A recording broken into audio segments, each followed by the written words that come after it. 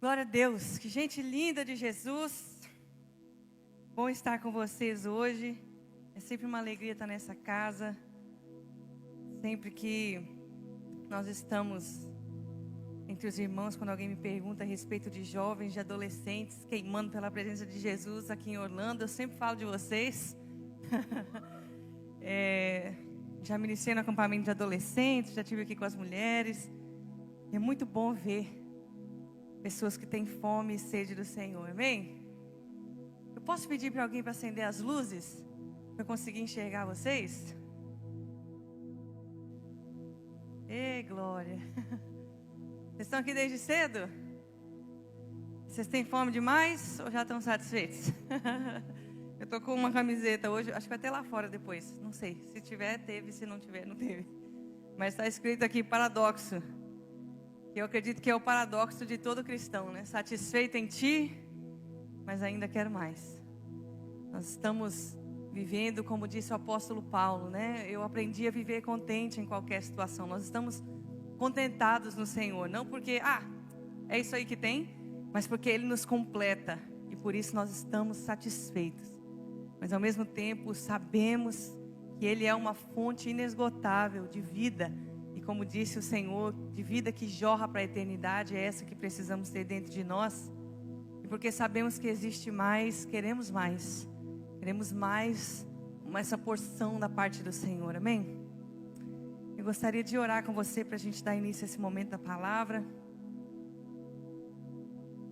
Aleluia. Glória a Jesus, te amamos, Pai. Obrigada por esse tempo, obrigada por esses irmãos. Obrigada por tudo aquilo que o Senhor tem feito ao longo desses dias. Obrigada porque o Senhor não desistiu da sua igreja. Obrigada porque o Senhor permanece bom. Obrigada porque o Senhor permanece fiel. E nós podemos confiar no teu caráter, Senhor Jesus. Nós pedimos, Espírito Santo de Deus, Espírito da profecia, Espírito do temor do Senhor, Espírito de sabedoria e de revelação, como está escrito. Espírito que ressuscitou Jesus Cristo dentre os mortos, você mesmo, Espírito Santo. Pedimos que você nos guie em todas as coisas, como Jesus disse que faria. Que nos ensine todas as coisas. Pedimos que o Senhor gere no nosso coração, pela Tua palavra, a transformação, a renovação das nossas mentes. Para que nós sejamos transformados pelo Senhor, Espírito Santo. De glória em glória, na medida do Filho de Deus. Nós sabemos que existe uma porção a mais do Senhor. Nós sabemos que existem segredos na obscuridade, como está escrito, que nós ainda não descobrimos. Nós sabemos, como está escrito, que a glória do Senhor é esconder, mas a nossa glória é te procurar, é te encontrar, Senhor. E nós queremos responder ao que o Senhor disse a Jeremias. Nós queremos que essa seja a glória da nossa vida, te conhecer, Senhor. O Senhor disse que se alguém pudesse gloriar, pode se gloriar em uma coisa, te conhecer. Nós queremos que seja sempre a maior glória da nossa vida, te conhecer, ter o caminho aberto pelo novo e vivo caminho que é o sangue de Jesus, o nosso sumo sacerdote. E é por isso que nós nos achegamos com confiança diante do trono da graça, porque sabemos que o Senhor é Deus. E que o Senhor recompensa aqueles que te buscam com a tua presença. Pedimos, Espírito Santo de Deus, cai sobre nós essa tarde. Vem sobre nós de uma maneira especial, como foi em Pentecostes, como foi na casa de Cornélio, Senhor, como foi em Antioquia, como foi em Jerusalém. Vem sobre nós hoje aqui em Orlando, Senhor. Nós temos fome, nós temos sede de Ti. A Tua palavra diz que todo aquele que tem fome, todo aquele que tem sede será saciado. Sacia-nos, Senhor. Sacia-nos da Tua palavra, sacia-nos da porção do Teu Espírito Santo. Dá-nos a revelação do Senhor, da beleza da face de Jesus. A tua palavra diz que o entendimento dos incrédulos ficou cegado, mas nós temos o nosso entendimento iluminado por causa do Filho. Por isso deixa-nos te ver, dá-nos olhos abertos para contemplar a tua beleza essa tarde, Senhor. Em nome de Jesus. Em nome de Jesus. Amém. Aleluia. As irmãs compartilharam conosco que vocês estão falando sobre permanecer no Senhor. E a gente quer honrar esse tema, a gente quer honrar aquilo que o Senhor tem falado com vocês. Então eu fui pesquisar um pouco a respeito de permanecer. E eu achei definições muito interessantes. E 3 definições que eu encontrei foram: a primeira, conservar. Como, sabe, picles? Você pega o pepino, deixa no tempero e deixa marinar ali, até ficar com aquela sensação esquisita, mas aquele é o ponto perfeito. Conserva, né? Alguém aqui faz ou tem alguém na família que faz conserva de pimenta? Dizem que quanto mais velha a conserva da pimenta, melhor ela fica, para quem gosta de pimenta.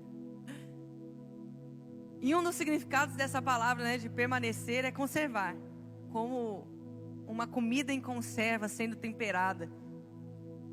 O outro significado é continuar apesar de qualquer coisa. E o último, e muito interessante também, é insistir com toda a força. Sem fim, sem parar. Insistir com tudo que você tem. Eu acredito que esse assunto é um assunto muito querido para Deus. Porque quando a gente olha, por exemplo, para Hebreus capítulo 11, nós vemos a galeria da fé, nós temos ali um exemplo de Noé. Um homem que insistiu em obedecer a palavra de Deus, apesar de parecer um louco, provavelmente, na sua época. Não chovia, e ele estava falando de uma coisa que não existia, e ele passou cerca de 120 anos construindo um barco para receber uma tal de chuva, porque ela inundaria toda a terra e mataria todo mundo que não estivesse dentro da arca. Pensa nisso.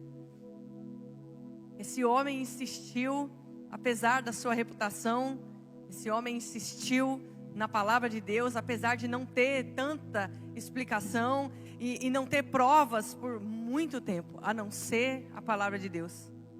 A gente vê Abraão, que creu e insistiu em crer, e a Escritura diz que porque ele creu, isso foi trazido para ele como justiça diante de Deus. E ele creu por muitos anos. Quando a gente olha, a primeira vez que o Senhor encontra Abraão e tanto tempo depois, a gente vê esse cumprimento da promessa. Ele já tem ali seus 100 anos, Sara tem 90 anos, e ainda assim esse homem insistiu em crer. A maioria dos heróis da fé, se não todos, que nós vamos olhar e contemplar, nós vemos Moisés, que insistiu pela voz do Senhor e abandonou as regalias do Egito, e também não temeu a Faraó, que poderia ali e queria tirar a sua vida por causa daquela confusão toda com o egípcio. Não sei se você se lembra, depois você dá uma olhadinha lá em Êxodo capítulo 1, 2 e 3. Mas Moisés insistiu depois no deserto com o povo por 40 anos. Ao tal ponto que Deus fala para ele: Moisés, vamos fazer o seguinte, vamos seguir essa aliança, você e eu, vou matar esse povo todinho, e eu vou fazer um novo povo com você. E Moisés, pela glória de Deus, insistiu mais uma vez na palavra de Deus, dizendo: Senhor, sem você nós não vamos. Se você não for, nós não vamos. Esse é o seu povo. O Senhor escolheu o seu povo. Se for necessário, risca o meu nome do teu livro, mas esse é o teu povo. Nós vemos tantas pessoas, Sara, que insistiu, apesar de rindo, insistiu na palavra do Senhor. Isaac, Jacó, José, meu Deus, José que insistiu e permaneceu, apesar de tantas injustiças, e sendo levado como escravo na casa de Potifar. E aí quando parece que a coisa vai ficar bem, ele começa a ser honrado e de repente parece uma doida. Já aconteceu isso na sua vida? Que está indo tudo por água abaixo, quando parece que vai melhorar, aí tem o fundo do poço, e aí depois tem mais uma porção de lama e você está lá por baixo outra vez. Mas José permaneceu fiel ao Senhor, mesmo quando todas as circunstâncias diziam para ele fazer o contrário. Porque afinal, onde estava Deus enquanto ele estava na prisão? Mas ele permaneceu, apesar das circunstâncias. Então, quando a gente olha para tudo isso, nós vemos como Deus se importa com esse assunto. A gente vê Samuel, a gente vê Jefté, a gente vê tantos outros listados ali em Hebreus capítulo 11 como heróis da fé. E eu encorajo você a ler na sua casa. Mas então ele fala a respeito de Davi. Davi que insistiu. Davi, 13 anos, cerca de 13 anos, perseguido por Saul, insistiu em ser um homem segundo o coração de Deus. Ele queria saber o que Deus quer. Qual que é o desejo de Deus. E esse mesmo Davi, Salmo capítulo 24, verso 3, ele faz uma pergunta expressando justamente o coração de Deus. Ele diz: quem subirá ao monte santo do Senhor? Quem vai permanecer no seu santo lugar? Essa é uma pergunta de Deus, que o homem segundo o coração de Deus descobriu. Quem é que vai subir? E é legal porque muita gente quer subir, né? Nós tínhamos isso, nós víamos isso, era comum na época de Davi as pessoas subirem para Jerusalém, né? Desde ali dos tempos de Moisés, as pessoas subiam para Jerusalém nas festas dos tabernáculos, para que elas pudessem fazer os seus sacrifícios. Agora a arca não estava lá, a tenda já tinha movido de lugar, mas Davi tinha um desejo no seu coração de trazer a arca da presença. Ele faz tudo isso, 2 Samuel capítulo 6, você pode olhar na sua casa. E aí a Bíblia vai dizer que ele faz isso primeiro com danças, com festa, com alegria, dá tudo errado, Uzá morre no meio do caminho, Davi fica desgostoso, a arca vai parar na casa de Obed-Edom, e fica lá por 3 vezes, e Davi tentando entender, como eu vou fazer para trazer a presença de Deus de novo para o nosso meio, até que isso acontece. Então de novo as famílias estavam subindo, e agora elas estavam subindo para Jerusalém, para encontrar com a presença, né, que era o símbolo da presença de Deus, a arca da aliança.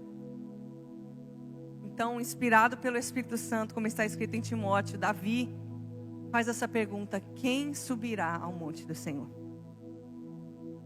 E nós temos talvez muitas pessoas subindo nesse tempo, e elas entregam suas vidas para Jesus, e elas amam o Senhor, elas até leem as Escrituras, oram de vez em quando, aparecem na igreja de domingo, dão dízimo, aliviam sua consciência religiosa e dizem: tá pago, é isso, eu estou subindo.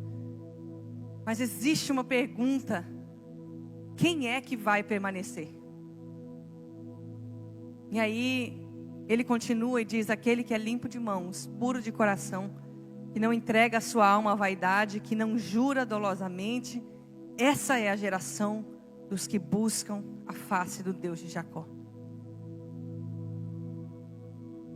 E é interessante porque a respeito desse próprio Davi, Deus disse para ele: você não tem as mãos limpas.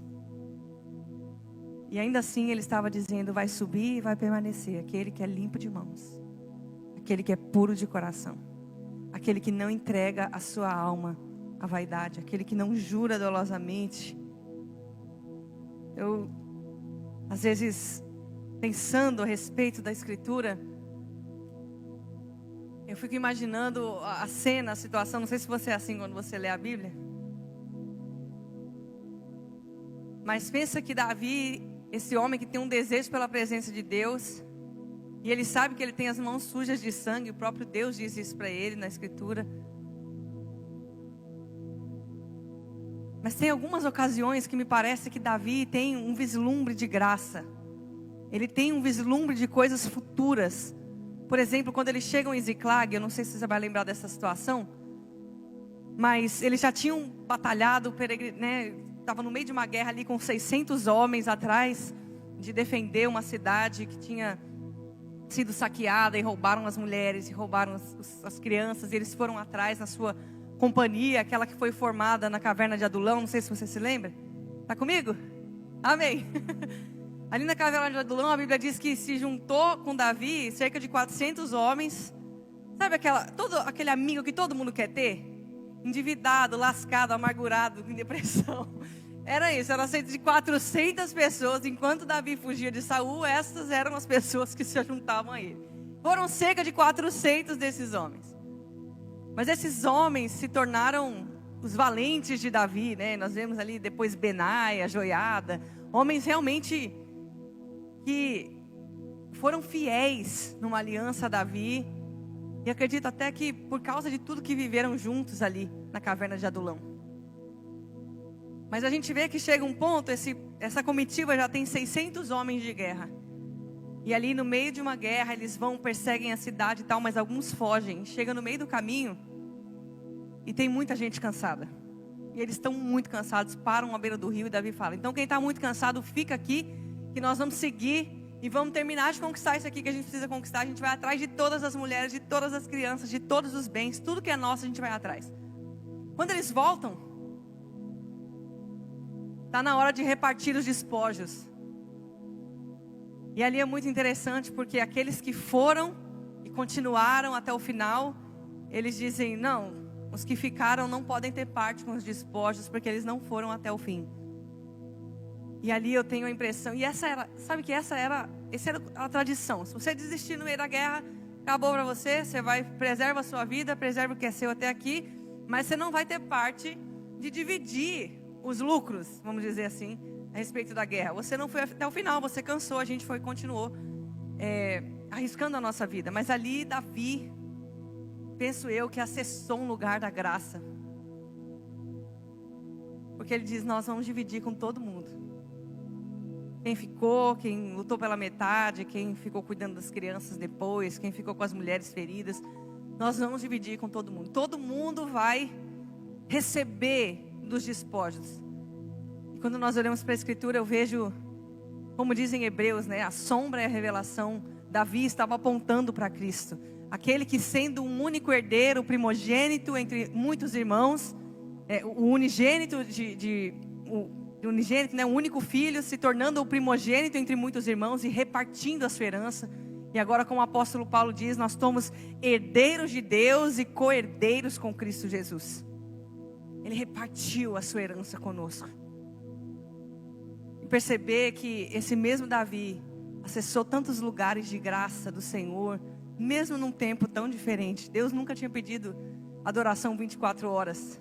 Nunca tinha sido estabelecido por Deus: vou construir uma casa. Deus nunca tinha falado isso, comunicado para ninguém. Mas o homem, segundo o coração de Deus, estava em busca de permanecer no coração do Senhor e entender o que era importante para Deus. E aí ele diz: aquele que é limpo de mãos. E mesmo sabendo que não era limpo de mãos, ele acessa um lugar de graça e puro de coração, que não entrega a sua alma à vaidade, que não jura dolosamente. Esse mesmo homem escreve Salmo capítulo 51 e ele diz: purifica-me, Senhor, com hisopo, lava-me e ficarei mais alvo do que a neve. Num tempo em que a purificação era feita no mar, não com hisopo. Você vê, ele por causa do coração de Deus, porque conhecia e buscava o coração de Deus, ele acessava lugares e ele se torna ali um profeta, profetizou coisas a respeito. Por exemplo, em Salmo também nós vamos ver isso. Ele diz: disse o Senhor ao meu Senhor: assenta-te à minha direita e eu colocarei os seus inimigos por estrada dos seus pés. E Jesus inclusive usa essa charada com os fariseus, não sei se você vai se lembrar disso, mas quando eles começam a perguntar com que autoridade você faz esses sinais, esses milagres, aí Jesus disse: eu vou responder, desde que vocês me respondam uma coisa. O que estava querendo dizer? O que Davi estava dizendo ali? Disse o Senhor ao meu Senhor: como que vocês podem dizer que o Messias é filho de Davi, se Davi o chama de Senhor? E aí ninguém conseguiu responder. Então Jesus disse: eu também não vou dizer para vocês com que autoridade que eu faço o que eu faço. Jesus usa as palavras de Davi também quando vai ali alimentar os seus discípulos em pleno sábado, quando eles começam a colher espigas de milho. E a Bíblia diz que os fariseus, os saduceus, vendo essas coisas, os escribas, os mestres da lei, vendo isso, dizendo: como que você está deixando eles comerem e colherem para comer em pleno sábado? E Jesus disse: vocês não sabem que o próprio Davi, o rei mais respeitado até hoje em Israel, foi lá. E não era lícito ele pegar os pães da proposição, mas ele foi lá e comeu os pães da proposição. Quanto mais vocês permitirem que as pessoas se alimentem no sábado, né? Ele diz: vocês não estão vendo tudo isso para saber que o Filho do Homem é Senhor do céu. Tudo isso porque esse homem estava atrás do coração de Deus. E permanecer é um assunto muito caro para o Senhor. Mas também não se trata de permanecer de qualquer jeito e nem em qualquer lugar. E a gente vê isso lá em Mateus capítulo 7. Você percebeu que eu vou só falando, né? Então anota, depois você confere o texto na sua casa. O apóstolo Paulo, fazendo um parênteses aqui importante, ele chegou numa cidade chamada Bereia. E aí, quando ele chega lá, ele começa a pregar e tal. E aí, a respeito disso, o que a Escritura tem a dizer é que os bereanos eram mais nobres do que os outros. Porque ouvindo a mensagem do apóstolo Paulo, eles iam conferir tudo nas Escrituras para saber se era mesmo assim como Paulo estava falando. E eu não sou nenhum Paulo. Então, quando você chegar na sua casa, anota tudo. E quando você chegar na sua casa, não só hoje, mas torna isso um hábito na sua vida. Confere tudo de acordo com as Escrituras. Mas Mateus capítulo 7, ele está falando sobre pessoas que permaneceram. Eles permaneceram. Jesus disse a partir do verso 14, deixa eu conferir aqui. A partir do verso 15, do 15 ao 22, você vai ver ali Jesus falando que muitos vão chegar diante dele e vão dizer: Senhor, em teu nome eu expulsei demônios, curei enfermos, profetizamos, fizemos tantas coisas. E aí a resposta do Cordeiro para eles vai ser: então se afastem de mim, vocês que praticam, vocês que permanecem na iniquidade, porque eu nunca vos conheci. Então você vê que alguém pode ser diligente em permanecer e ainda assim ser rejeitado pelo Senhor. Alguém pode ser diligente em operar sinais, curas e maravilhas, expulsar demônios, profetizar e ainda assim estar distante da presença do Senhor. Então não é permanecer de qualquer jeito, não é permanecer por permanecer, é permanecer conhecendo e prosseguindo em conhecer. Oséias, capítulo 6, nós vemos um clamor. E ele diz: conheçamos e prossigamos em conhecer ao Senhor. E eu acredito que essa é a jornada do cristão. A gente pode ouvir o Evangelho uma vez e, ouvindo o Evangelho, sermos convencidos pelo Espírito Santo, porque está escrito que o único capaz de convencer um homem do pecado, da justiça e do juízo de Deus é o Espírito Santo. Então, convencidos pelo Espírito, nós entregamos a nossa vida para Jesus. Ai, que dia glorioso. Mas daí para frente, o apóstolo Paulo nos fala a respeito de desenvolvermos a nossa salvação. E aí é entregar a nossa vida para o Senhor todo dia. Romanos capítulo 8, o apóstolo Paulo também vai falar sobre isso. Ele diz: nós somos levados como ovelha a matadouro e entregues à morte todo dia. E algumas versões vão dizer o dia todo. Não só todo dia, como também o dia todo.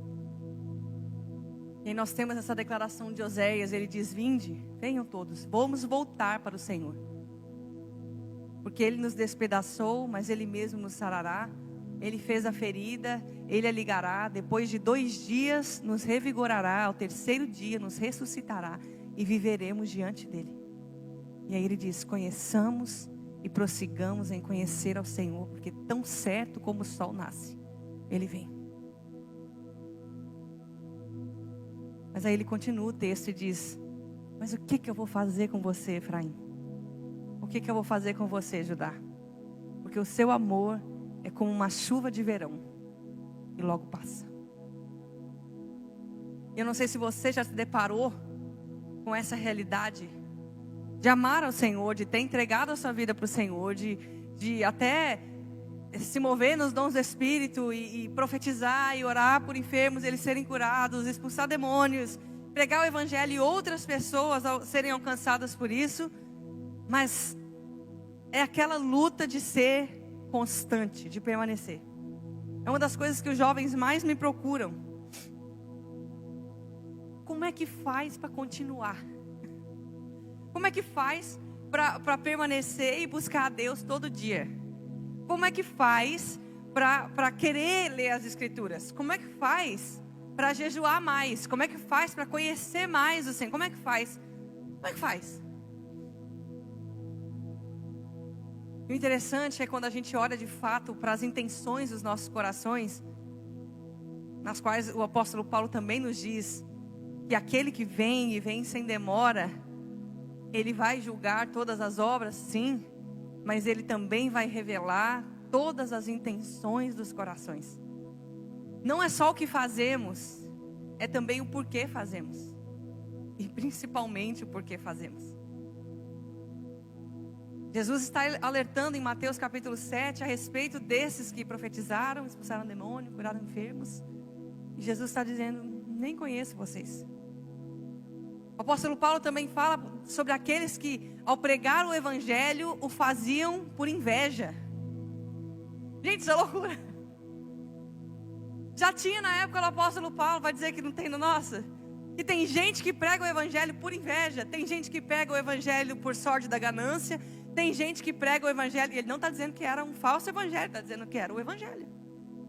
Mas conta o porquê fazemos o que fazemos. E de repente, nós nos deparamos com a nossa geração. E nossa, porque eu me sinto jovem. É minha também, gente.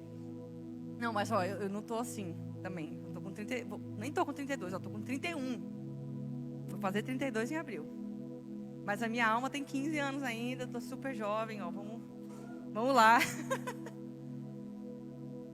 Mas é tão interessante que na nossa geração a gente acostumou com facilidades, com coisas rápidas, né? Então, quando eu era criança, não existiam tantas opções de fast food como existe agora. Agora meu Deus, tem uma em cada esquina. Eu lembro que quando eu era criança, ir no McDonald's era um evento na cidade. Tinha que ser tipo aniversário de alguém. E aí todo mundo ia lá e fazia. Vocês estão nesse tempo? Eu só estou muito velho mesmo. A gente ia fazer, era um evento mesmo. Primeiro porque era caro. Segundo, porque assim, era uma coisa para comer uma vez por ano. E juntava todo mundo naquele... tinha tipo uma área de lazer assim, que tinha aquele balão com aquele palhaço horrível. Mas era o que a gente queria. Mas de alguma maneira a gente saiu e na nossa geração, sabe o que começou a acontecer? Na geração das nossas avós, para fazer sabão. Você sabe como é que faz sabão? Tá vendo? Você nem sabe mais como é que faz sabão. Mas na geração dos nossos avós, dos nossos pais, eles tinham que pegar o sebo, a gordura do porco e tal, e bater aquela parada e fazer. Ou então pegar a glicerina pura e adicionar uma essência e colocar um corante, aí colocar na forma, deixar secar, e aí você tinha um sabão. Depois, a gente já comprava o sabão pronto no mercado. Então a gente, na minha época, já comprava sabão pronto em barra no mercado. Ninguém mais fazia seu próprio sabão. Aí era Dove, Lux no Brasil, né? Não sei se vocês são desse tempo. Nem sei se tem ainda isso, mas... Só que aí depois veio uma invenção que parecia ser maravilhosa. Era o sabonete líquido. E agora, gente, a espuma vem pronta. Está entendendo o que eu estou dizendo? Então nós nos tornamos uma geração, a gente não quer nem esfregar a mão para fazer espuma mais. Sabe aqueles 20 segundos que você precisa fazer para ficar limpo? A gente não faz mais isso. A gente pega a espuma, passou, tá bom, põe debaixo, no máximo termina, passa um álcool em gel.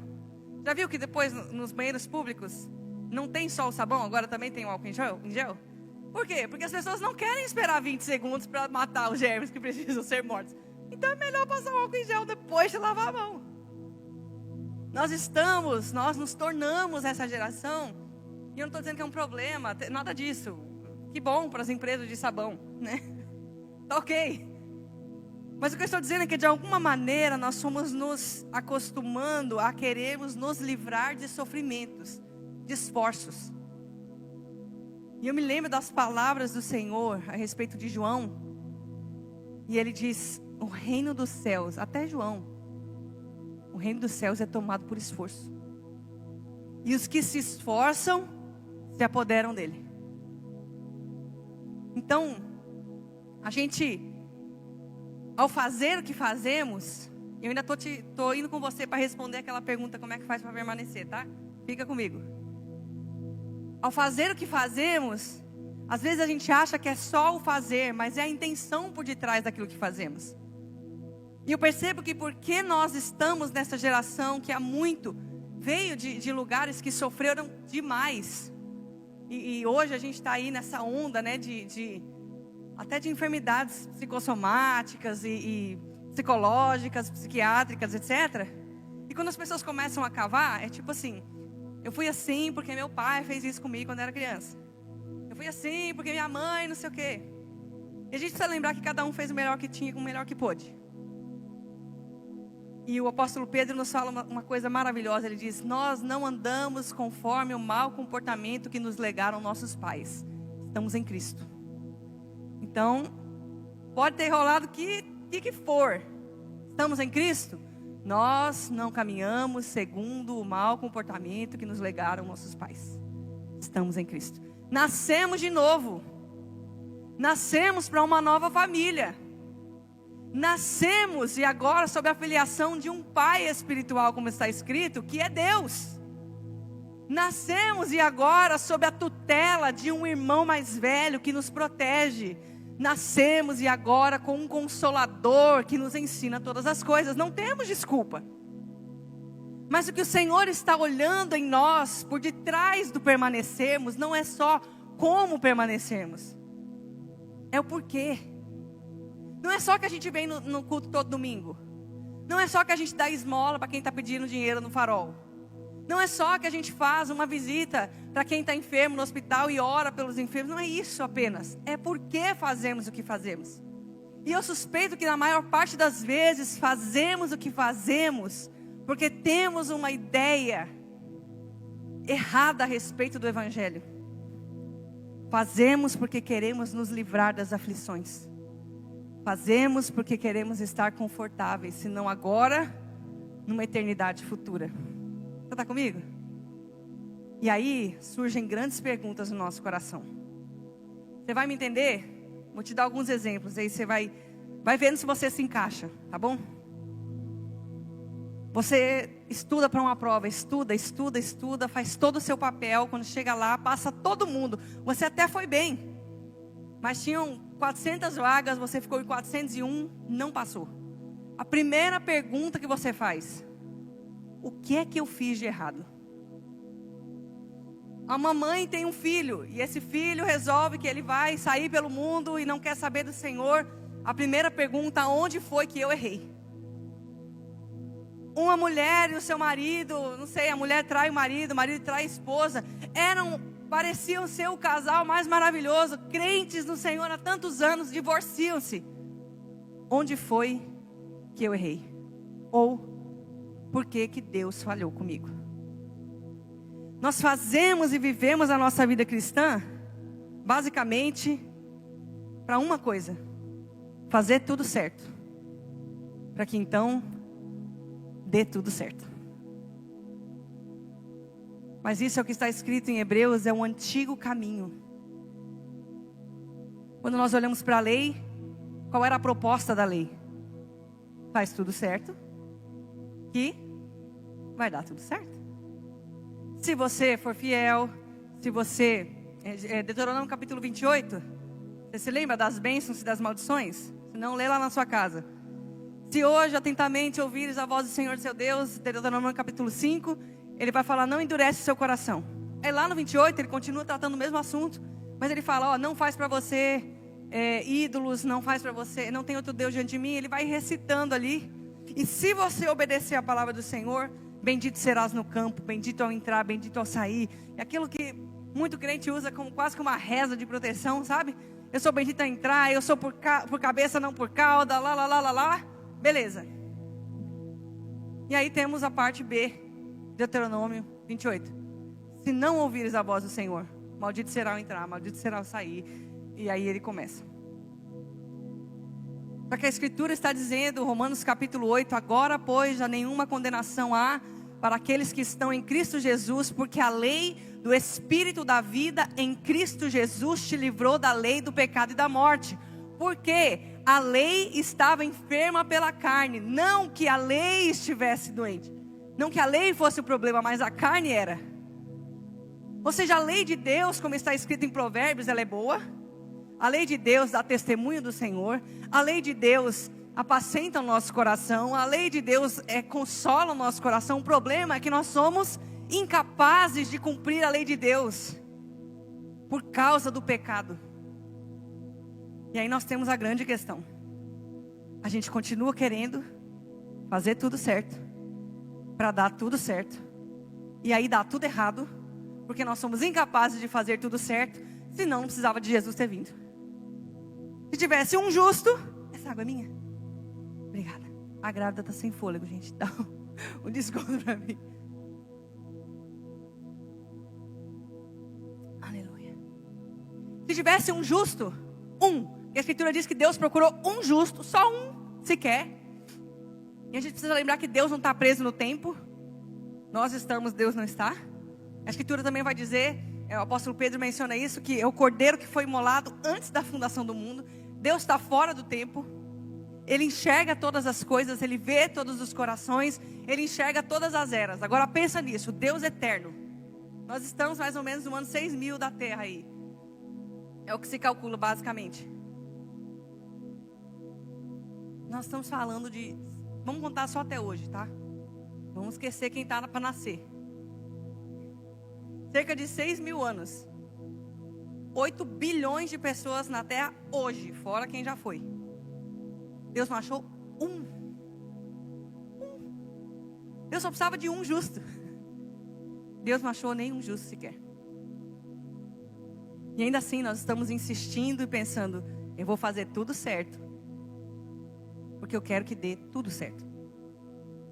E aí quando você bate o carro, sua empresa fale, quando negam a aprovação do seu visto, seja o que for, a primeira pergunta: onde foi que eu errei? O que eu fiz que não foi certo, que agora está dando tudo errado? E essa motivação no nosso coração é que nos impede de permanecer no Senhor. Porque nós estamos agora, como está escrito em Hebreus capítulo 5, capítulo 6, num novo caminho que é vivo. E esse novo caminho é o sangue de Jesus, o nosso sumo sacerdote. Só que para eu aceitar o sangue de Jesus e esse novo caminho do meu sumo sacerdote, eu preciso assumir que eu não consigo fazer tudo certo. E aí nós mudamos a perspectiva do evangelho que vivemos. Porque então, por que nós estamos no Senhor? Não é mais para dar tudo certo. Não é nem para a gente ir para o céu. Ou o céu descer para a terra. É para conhecer o Senhor. E aí muda a pergunta. E aí quando eles negam um visto na imigração, Senhor, como eu posso te conhecer mais? E aí quando eu recebo um diagnóstico médico, Senhor, como eu posso te conhecer mais? E aí aquela esposa que fez tudo certo, 15, 20 anos de casamento, e o marido resolve um dia, levanta, o tico bate no teco e fala, vou embora. E abandona a mulher. E ela não pergunta mais onde foi que eu errei, porque se eu for caminhar e viver pelos meus méritos, bom, eu sei exatamente onde eu errei. Eu sei exatamente o que eu mereço. Você entende que a nossa pergunta e a maneira que vivemos para nos livrar dos desconfortos não faz sentido diante do verdadeiro evangelho? Porque aonde foi que eu errei? Mas você não quer começar essa pergunta. Porque se nós formos contar sem olhar para Cristo, todo mundo aqui a gente dá a mão e vai junto caminhando para o inferno. A pergunta é: Cristo é suficiente? Porque se Ele não for, eu não posso fazer tudo certo. Eu acho maravilhoso quando a gente olha para a parábola que Jesus conta a respeito do jovem rico, você se lembra? Lá em Marcos ele fala, mais especificamente, eu gosto muito da versão de Marcos. E ele diz que chegou uma pessoa perguntando, um jovem perguntando a respeito da vida eterna. mestre, como eu faço para herdar a vida eterna? Alguém me lembra que horas que eu tenho que entregar? Meu marido me falou, mas eu não lembro. Se alguém souber, me avisa. Obrigada. E ele diz, como que eu faço para herdar a vida eterna? E aí ele fala, cumpre toda a lei. E aí ele fala, bom, isso eu estou fazendo desde a mocidade. A Bíblia não diz que Jesus negou em nenhum momento que esse menino estava cumprindo toda a lei desde a mocidade. Só que se a gente olhar bem mesmo, amarás, pois, o Senhor teu Deus de todo o teu coração, toda a tua alma, toda a tua força, todo o teu entendimento. Alguém aqui já amou alguma coisa além de Deus, acima de Deus na vida?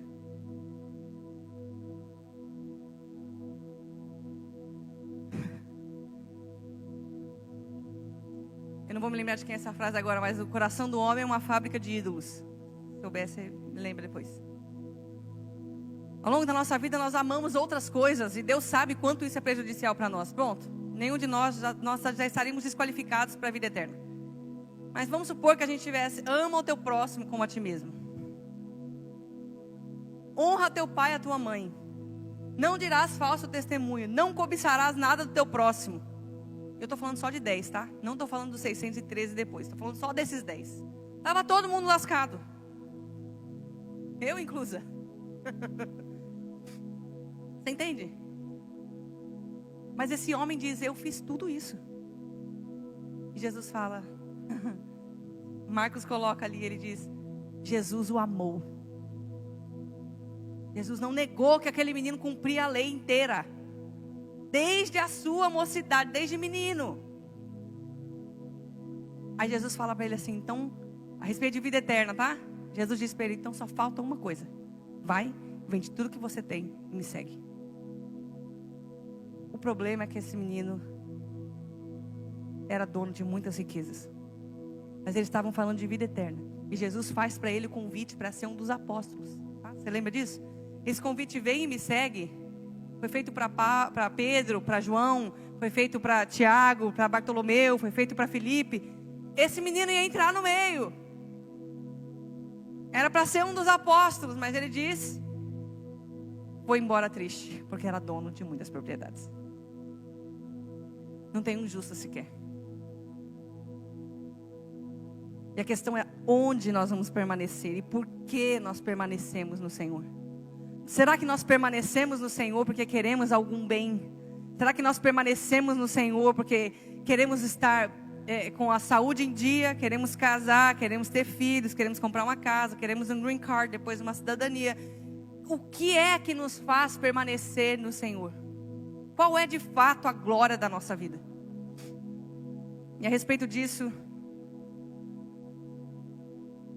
nós podemos olhar para João capítulo 15.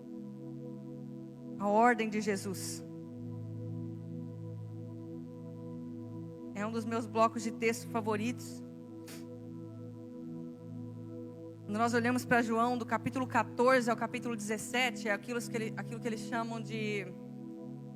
fugiu a expressão em português. Despedida. É a despedida de Jesus. Então, alguém aqui já escreveu carta de despedida achando que ia morrer? Não, só eu. Tá bom.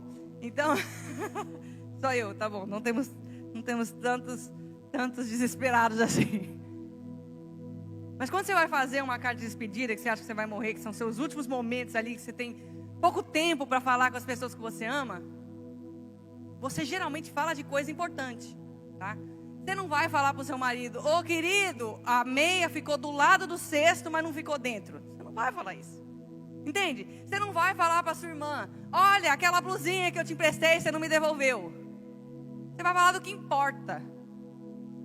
E Jesus, ao fazer sua despedida antes de morrer para os seus discípulos, ele fala aí, tem 3 capítulos, do João, do capítulo 14 ao capítulo 17, ele encerra com uma oração, depois você lê na sua casa, estuda, depois pega para estudar esse texto, ele é fenomenal. Mas ele começa no capítulo 14 dizendo, não se turbe o vosso coração. Crede em Deus, crede também em mim. Na casa de meu pai há muitas moradas. Se não fosse assim, eu não teria dito, vou preparar-vos lugar. Então eu virei, eu vos levarei para mim mesmo. E aí ele começa a falar, e vocês sabem para onde eu vou, eu sou o caminho, eu sou a verdade, eu sou a vida, ninguém vem ao Pai se não for por mim, e isso eu vos digo em verdade. E ele fala, não vos deixarei órfãos, eu mandarei para vocês o Espírito Santo, o Espírito da verdade, que o mundo não pode receber, mas ele habita dentro de vós. Isso é maravilhoso. E aí ele chega no capítulo 15. E ele diz no verso 1, eu sou a videira verdadeira. E o meu pai é agricultor. Todo ramo que estando em mim não der fruto, ele corta. E todo o que dá fruto, ele limpa para que produza ainda mais fruto. E aí no verso 3 ele diz, vós estáis limpos pela palavra que eu vos tenho falado. Você lembra de Salmo capítulo 24? Quem vai permanecer? Aquele que é limpo de mãos. E Jesus está dizendo como é que nós estamos limpos. Efésios capítulo 4, capítulo 5, a gente vê o apóstolo Paulo falando sobre o relacionamento de um marido e uma esposa, Cristo e a igreja. Ele diz, maridos, lavem as suas esposas com a palavra, a água da palavra, como Cristo faz com sua noiva. Então ele está dizendo, a palavra de Deus, à medida que penetra o nosso coração, pela ação do Espírito Santo, nos limpa. E Jesus disse, vocês estão limpos por causa da palavra que saiu da minha boca. Agora, você quer permanecer no Senhor?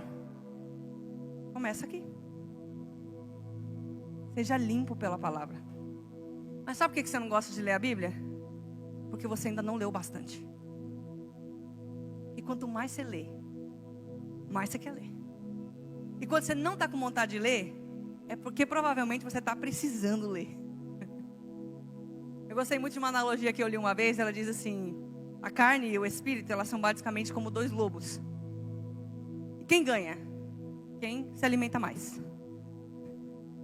Se você alimenta mais a sua carne, seja com redes sociais, conversas inúteis, enfim, qualquer outra coisa, entretenimento, que a gente chama de descanso, mas não é descanso, é só entretenimento. Porque você sai do filme mais cansado, porque a mente não parou, sabe? Coisas que são lícitas, mas que a gente alimenta a carne, enquanto o espírito fica fraco. Na hora de decidir, quem ganha? A carne, disparadamente. Quer saber fácil quem está vencendo? Vai para o trânsito, dirigir. Um bom lugar é Missouri. Eu morava lá, gente. Só tinha velhinho de 80 e poucos anos dirigindo. Era um teste para ver quem vencia, se era a carne ou o espírito. Porque eles fechavam você toda hora, ele andava numa lentidão, numa pista de 75. É isso. Vai para o trânsito. A depender do nível da coisa, você está precisando de alimentar mais o espírito. Mas brincadeiras à parte. Ele diz, vocês estão limpos pela palavra que eu tenho falado. E aí ele diz, e é maravilhoso pensar nisso, que essas são as palavras de Jesus antes de ir para a cruz, gente. É o seu último discurso para os discípulos mesmo, antes de sentar na mesa da ceia e ir para o Getsemane e ser traído. E aí de tudo que ele podia falar, ele diz, permanecei em mim. Ele não disse, permanece na programação da sinagoga. Está entendendo? Ele não diz, permanece curando os enfermos, permanece expulsando o demônio, permanece profetizando. Ele diz, permanece em mim. Permanecei em mim e eu permanecerei em vós. Fica comigo, basicamente, e eu estou com você. É o que ele estava dizendo. Como não pode o ramo produzir fruto de si mesmo, se não permanecer na videira, assim nem vós o podeis dar, se não permanecerdes em mim. E quando a gente olha para fruto, talvez a gente tenha essa ideia do século 21 de produzir, né? Produzir conteúdo, produzir recurso, produzir. E Jesus está falando de produzir fruto. E fruto, quando a gente vê a descrição bíblica a respeito de fruto, nunca é sobre coisas que você faz, mas é aquilo que você se torna. Gálatas capítulo 5, nós vemos o apóstolo Paulo falando a respeito disso. E ele diz, mas o fruto do Espírito é. Os frutos não são, é um fruto só e ele é. E aí ele tem várias partes. 9. Amor, alegria, paz, longanimidade, benignidade, mansidão, paciência, domínio próprio, bondade. Contra essas coisas não a lei. Agora, o mais louco é que ele é basicamente progressivo. Ele diz amor. E aí talvez o amor, aparentemente, seja o mais simples, o mais fácil. É a primeira produção do Espírito em nós, o amor. Agora, você quer ver se um crente está realmente produzindo o fruto do Espírito? Procura nele alegria. Porque você pode ter alguém que ama servir, ama falar, ama estar junto. E a alegria.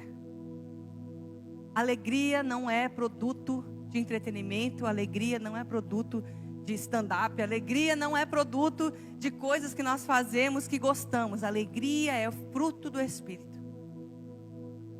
E quando você tem um crente cheio de alegria, provavelmente o Espírito está ali, trabalhando nele, ele está dando fruto.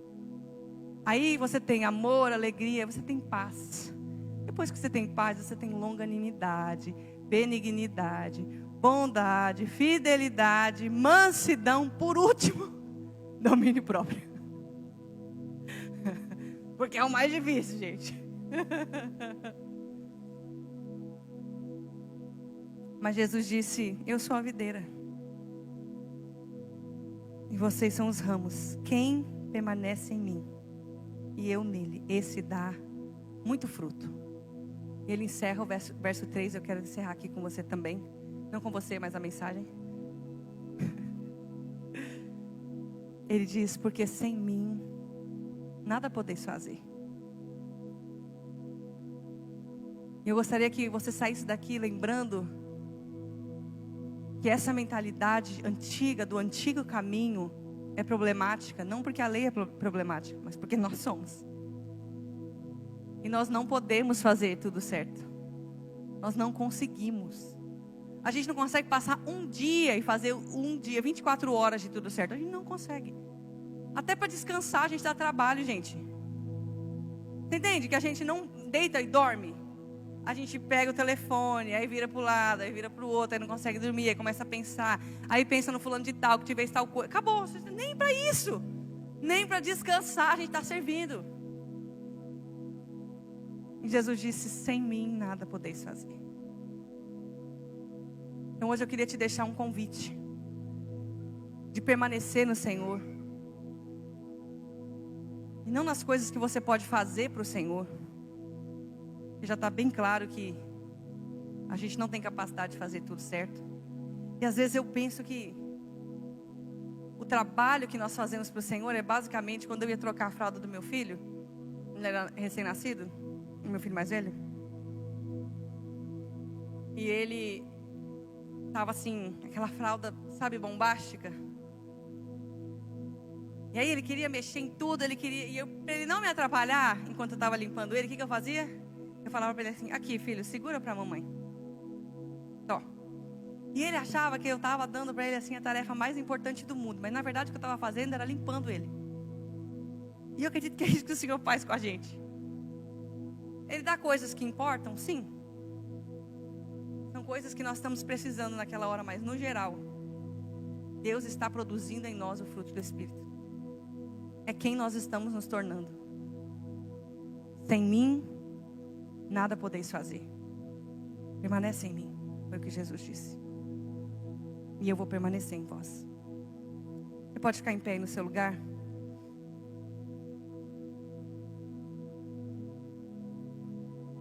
Na continuação do capítulo 15, ele diz: aquele que permanecer, e aí ele diz o que acontece.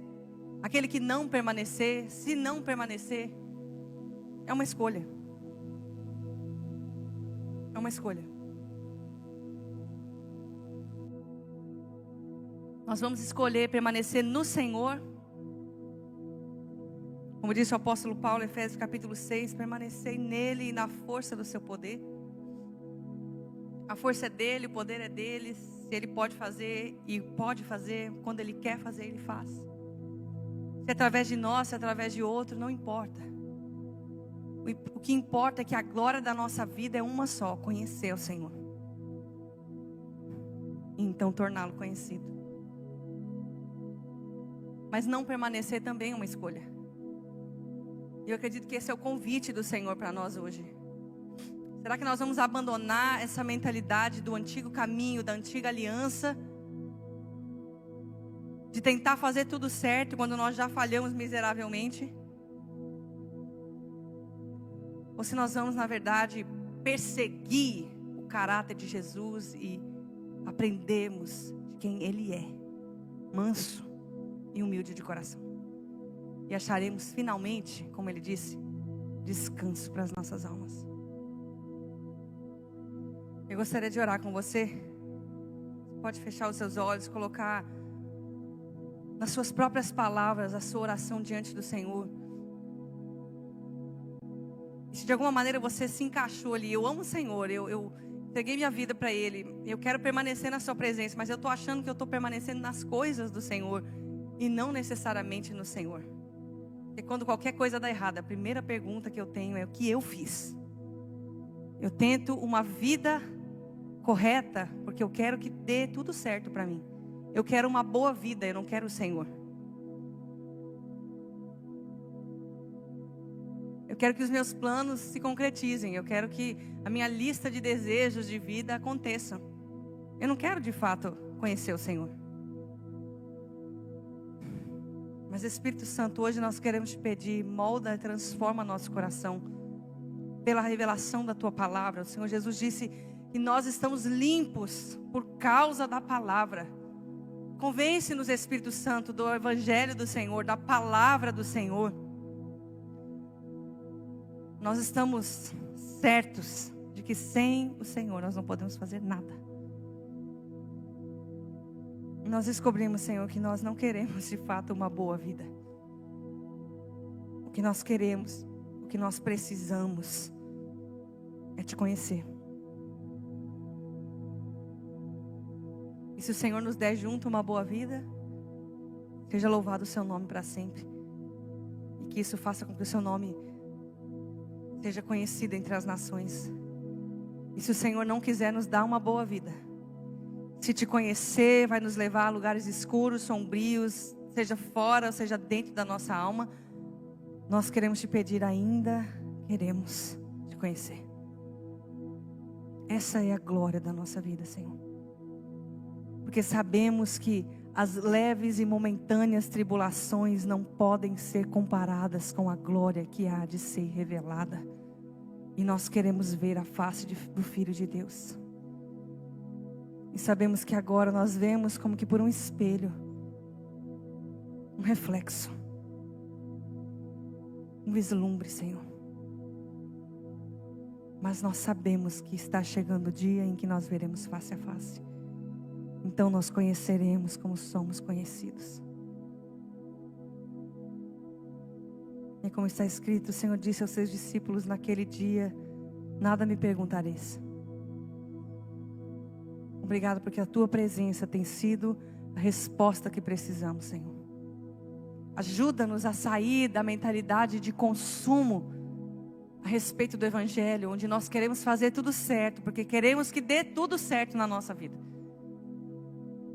E nos ajuda a entrar de fato num relacionamento contigo para te conhecer e permanecer em ti. E para que o fruto do teu Espírito seja gerado em nós. E nós queremos dar muito fruto, Senhor.